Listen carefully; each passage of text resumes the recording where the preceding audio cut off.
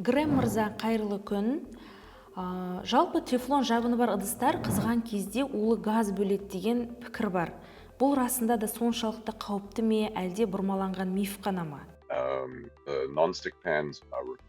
Бұл будың ұлы екені шындық, миф емес. Мәселен, табаны қатты қыздырғанда 260 градус Цельсийден жоғары температурада оның бетінен бу бөлінеді.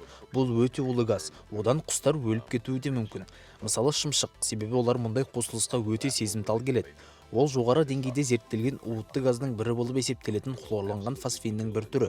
Адамдарға мұндай газдан қауіп аз, себебі біздің өкпеміз үлкен. Ал бөлмедегі газ концентрациясы әдетте аз болады, және егер бірден 10 таба күймесе, денсаулыққа зардабын тигізбейді. Тек өндірістегі ірі өрт кезінде өрт сөндірушілер бір уақытта көп тефлон бұйымдарының жануынан тап болған жағдай ғана қауіпті болуы мүмкін. Бұл кезде газдың концентрациясы расымен қауіпті деңгейге жетеді.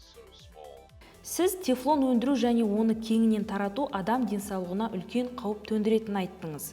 Осы жөнінде толығырақ айтып берсеңіз. Себебі PFAS тек күйдірмейтін ыдыстарда ғана емес, ол мыңдаған тауардың құрамында бар. Біз оны үйде, жұмыста, медициналық құрылғыларда, тіпті киімде кездестіреміз. Қазір планетадағы адамдардың бәрінің қанынан PFAS табылған. Ол толығымен жасанды зат, себебі табиғатта ондай қосылыс жоқ. Бұл дүниеге келіп жатқан әр сәбидің қанында 200-ден астам химиялық зат бар деген сөз. Оның барлығы әрине сыртқы ортадан келеді.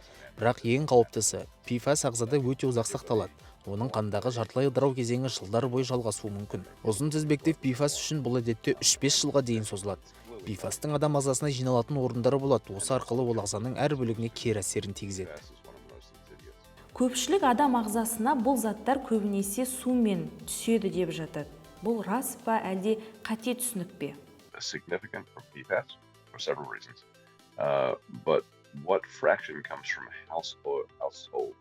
Біз тағам қаптамаларын көп зерттедік. Адам әрине қағаз қаптаманы жемейді, және оның құрамында PFAS мөлшері де аз болуы мүмкін.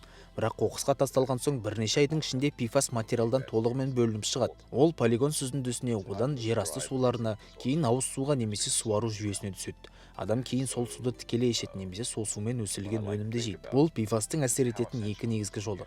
Сондықтан күйдірілмейтін ыдыстан ғана зиян келмейді. Бұл жерде жүздеген мың осындай бұйым шығаратын фабрика өндіріс қалдықтарын төңірекке тастаса, жерасты сулары ластануы мүмкін. Ал өнім өмірінің соңында қоқысқа түскенде PFAS материалдан жайлап шығуды бастайды. Бұл жүздеген жылға созылуы мүмкін. Ал ол дегеніміз, біздің балаларымыз бен немерелеріміз PFAS бар суды ішетін және оның денсаулыққа әсерімен бетпе-бет келетінін білдіреді.